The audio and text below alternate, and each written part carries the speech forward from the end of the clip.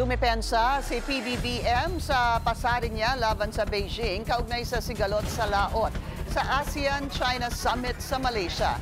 Hindi raw siya nagbitiw ng mabibigat na salita, kundi nagsasabi lamang ng totoo. Kaugnay naman sa 2026 ASEAN Summit dito sa Pilipinas, handa raw ang Pangulo na imbitahan si Chinese President Xi Jinping. Narito ang agenda report ni Elijah Bonzo. I will certainly invite him. That's for sure. I will certainly invite him, and I would make all of the efforts available, all of the ways available, the means that we have available to us. Handa raw si Pangulong Bongbong Marcos na imbitahan si Chinese President Xi Jinping sa 2026 ASEAN Summit na gaganapin sa Pilipinas. Matagal nang nagpahayag si PBBM ng kagustuhan na mapirmahan na ang South China Sea Code of Conduct sa susunod na taon kung kailan nasa Pilipinas na ang ASEAN chairmanship. And so, if we get to that point where President Xi will actually consider coming to the Philippines, it would mean that we have made significant progress.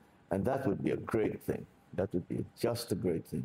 Meron ding paglilinaw ang Pangulo sa pahayag niya patungkol sa sigalot sa South China Sea sa harap ni Chinese Premier Li Qiang. I did not make a strong statement. I just laid out the facts. And that is what we do. I try always to just explain to everyone what is happening. Ito yung nangyayari sa amin.